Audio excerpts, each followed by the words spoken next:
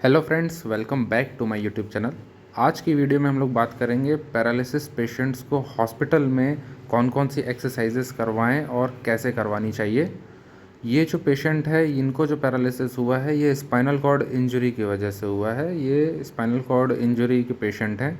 और spinal cord injury क्या होता है, जो हमारे ब्रेन के लास्ट पार्ट से एक स्पाइनल कॉर्ड निकलता है, वो पूरे नीचे रीढ़ की हड्डियों के बीच में रहती है स्पाइनल कॉर्ड, और वहाँ से सारी नसें निकलती है और हमारे हाथों और पैरों को सप्लाई करती है। उसमें कोई भी इंजरी हो जाती है या कोई प्रॉब्लम हो जाती है तो उसकी वजह से हमारे हाथ पैर काम करना बंद कर देते हैं, या उन मसल्स में और सेंसेशन होने में भी प्रॉब्लम होती है। बहुत सारे पेशेंट्स को सेंसेशन नहीं होता है, मसल में मूवमेंट नहीं पता चलता है, यूरिन नहीं पता चलता है, बॉवल ब्लैडर कंट्रोल नहीं होता है।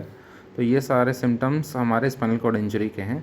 उन पेशेंट्स को क्या होता है, हमारे हाथ पैर तो बिल्कुल काम नहीं करते हैं, तो उनको पैसिव मूवमेंट करवाना पड़ता है। तो जैसे अभी मैंने पैर का मूवमेंट करवाया था, पैर के पंजे का ऊपर नीचे, ऐसे आप 20-20 बार करके दिन में 4-5 बार मूवमेंट कर सकते हैं। और दूसरा फिर घुटने का मूवमेंट कर सकते हैं। जैसे अभी आप ये देख सकते हैं, इनको मैं घुटने का मूवमेंट कर रहा हूँ, और ये जो थाई के पास आपको मसल में शिवरिंग दिख रही है, बार बार रिपीटेड कॉन्ट्रैक्शन दिख रहा है, ट्रेमर्स दिख रहे हैं, ये हमारे स्पाइनल कॉर्ड इंजरी में ऐसे सिम्टम्स होते हैं जब स्पास्टिसिटी डेवलप होना ये होती है, या मसल्स में अनकंट्रोल्ड इनवॉलेंट्री मूवमेंट्स हो रहे होते हैं। बिकॉज हमारे ब्रेन तो हमारा सही है यहाँ पे, लेकिन हमारा स्पाइनल कॉर्ड नीचे सिग्नल सही तरीके से नहीं भेज पा रहे हैं, इसलिए ये रिफ्लेक्स ऐसा आता है और अनकंट्रोल्ड मूवमेंट होता है, ये इनवॉलेंट्री मूवमेंट होता है। जैसे अभी आप देखें कि ये मैं लेफ़्ट लेग का एक्सरसाइज करवा रहा हूँ, तो राइट लेग भी ऑटोमेटिक एसोसिएटेड मूवमेंट्स इसमें आ रहे हैं, ऑटोमेटिक काम करने लग रहा है। तो ऐसे में आपको क्या करना है, आपको मूवमेंट्स करवाने हैं जो normal range of motion movements होते हैं। बिकॉज पेशेंट खुद से एक्सरसाइजेस नहीं कर पा रहा है, खुद से उसको सेंसेशन भी नहीं हो रहा है, ना ठंडा गर्म पता चल रहा है, ना टच करने का पता चल रहा है, मूवमेंट भी नहीं पता चल रहा है। तो ऐसे में आपको पैसिव मूवमेंट्स करवाने हैं, और पैसिव मूवमेंट्स भी बहुत आराम आराम से करने हैं और धीरे धीरे करने हैं, ताकि उनको कोई प्रॉब्लम नहीं हो और दर्द भी नहीं हो। तो ऐसे में आप धीरे धीरे मूवमेंट करवा करके मूवमेंट्स वापस ले आ सकते हैं, और स्पाइनल कॉर्ड धीरे धीरे रिकवर हो रही होती है, और रिकवर होते होते उसमें धीरे धीरे जो मूवमेंट्स हमारा है वो मेंटेन रहेगा, और हमारे मूवमेंट्स फिर से याद भी आ जाएंगे। उससे हमारे जॉइंट्स में जकड़न नहीं होगी। दूसरा ये एक्सरसाइज आप ये SLR कर सकते हैं, स्ट्रेट लेग रेज। दोनों हाथों से पैर को ऐसे सीधा पकड़ लेंगे और सीधा सीधा पैर ऊपर और नीचे 20-20 बार हर एक मूवमेंट को करवाना है। बहुत ध्यान देना पड़ता है, पेशेंट अभी हॉस्पिटल में है और पैरालिसिस है, तो उसको कोई इन्फेक्शन भी ना हो, हमारी रिकवरी फास्ट हो। और बहुत आराम आराम से मूवमेंट करवाना होता है, और एक रिदम में मूवमेंट करवाना होता है। कोई भी जर्की मूवमेंट या झटके वाला मूवमेंट नहीं करवाना है, स्ट्रेच वाला मूवमेंट नहीं करना है। स्ट्रेचिंग करनी है, लेकिन धीरे धीरे करनी है, वो भी मैं बताऊंगा आगे कि स्ट्रेचिंग कैसे करनी है। अभी जो SLR मूवमेंट था ये फ्लेक्शन एक्सटेंशन था, और अभी हम लोग जो कर रहे हैं ये एबडक्शन और एडक्शन कर रहे हैं। मतलब पैर को ऐसे सीधे पकड़ के बाहर करना है और अंदर करना है। इसको भी आप 20-20 बार कर सकते हैं, और दिन में 2-3 बार कर सकते हैं, 4-5 बार भी कर सकते हैं। अब बिकॉज़ पेशेंट तो खुद से मूवमेंट नहीं कर पा रहा है, तो उससे हमको मूवमेंट करवाना है, हमें उनका मूवमेंट मेंटेन करके रखना है। अगर हम मूवमेंट नहीं करते हैं तो पेशेंट कैसे मूवमेंट करेगा? पेशेंट का तो वैसे भी वर्क नहीं कर रहा है मसल, और वहाँ तक सिग्नल भी नहीं पहुँच रहे हैं। ऐसे आप बार बार मूवमेंट करेंगे तो जॉइंट्स में जो सेंसेशन होते हैं, प्रोप्रियोसेप्टिव रिसेप्टर्स होते हैं, वो एक्टिवेट होंगे और वो सिग्नल पहुंचाएंगे ऊपर स्पाइनल कॉर्ड तक, स्पाइनल कॉर्ड से ब्रेन तक। फिर वहाँ से वापस रिकवरी होएगी और नीचे वापस से मोटर सिग्नल्स आएंगे। तो ये धीरे धीरे प्रोसेस होती है, और ये हमें करना बहुत ज़रूरी है। फिजियोथेरेपी बहुत इंपॉर्टेंट है फ्रेंड्स, कोई भी स्पाइनल कॉर्ड इंजरी या पैरालिसिस के पेशेंट होंगे तो। और जैसे अभी मैंने बताया, आपको स्ट्रेचिंग करनी होती है बहुत आराम से, तो इस प्रकार से आप स्ट्रेचिंग कर सकते हैं हैमस्ट्रिंग की और काफ मसल की।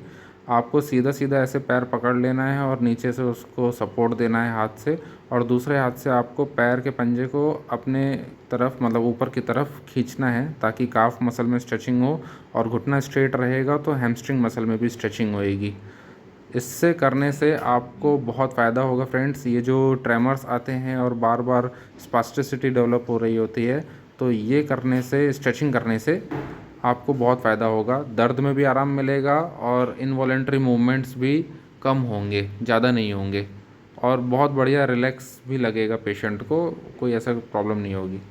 इस एक्सरसाइज में क्या करवाना है फ्रेंड्स, आपको एक हाथ पेशेंट के पीठ में रखना है और दूसरे हाथ से पेशेंट का हाथ पकड़ के पेशेंट को उठना और बैठना सिखाना है। आप सीधा लेटे हुए हैं तो पेशेंट को उठना बैठना कैसे सिखाएं, तो ऐसे एक हाथ पकड़ के दूसरा हाथ आप उनके पीठ में सपोर्ट करके पेशेंट को बोलना है कि थोड़ा सा अपने पेट की मसल से और दूसरे कोने की तरफ से जोर लगा करके ऊपर की तरफ उठें।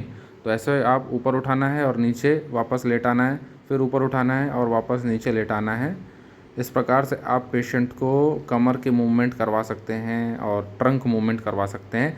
इससे पेशेंट को कमर में दर्द नहीं होगा, जकड़न नहीं होगी और पेशेंट को उठने बैठने में भी आसानी होगी और वो उनका मूवमेंट सीख पाएंगे, कमर का मूवमेंट और लेटने का मूवमेंट।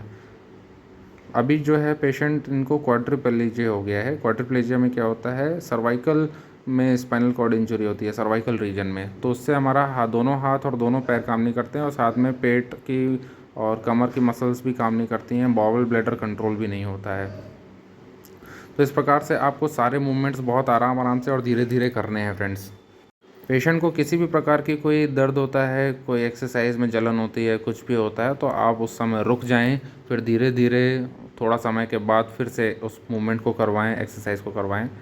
अभी जो मैं एक्सरसाइज करवा रहा हूँ ये बटरफ्लाई मूवमेंट है। ये हमारा एक्सटर्नल रोटेशन और इंटरनल रोटेशन है। दोनों घुटने को इस प्रकार से ऐसे मोड़ देना है, पैरों को चिपका देना है और घुटनों को बाहर की तरफ ऐसे लेके जाना है धीरे धीरे, क्योंकि एडक्टर मसल्स बहुत जल्दी इनकी टेंडेंसी होती है कि वो टाइट हो जाती हैं और हमारा पैर जो है वो एडक्शन में हो जाता है और इंटरनल रोटेशन में हो जाता है। तो ये एक्सरसाइज से पेशेंट का जो एडक्शन मसल में टाइटनेस हो जाती है वो कम हो जाएगी और साथ में जो इनका मूवमेंट है हिप में वो भी आसानी से होना स्टार्ट होगा, मूवमेंट याद भी आएगा और पेशेंट की जो जकड़न है वो भी कम होगी, दर्द भी कम होगा। तो आप इस प्रकार से इसको करवा सकते हैं फ्रेंड्स। कोई भी प्रॉब्लम होती है तो पेशेंट से पूछते रहें बीच बीच में और पेशेंट को ये भी इन्फॉर्म करते रहें कि वो भी अपनी तरफ से पूरा प्रयास करें, जैसा आप मूवमेंट करवा रहे हैं तो वो भी मूवमेंट को करने की कोशिश करें, तो इससे उनकी रिकवरी बहुत फास्ट होगी।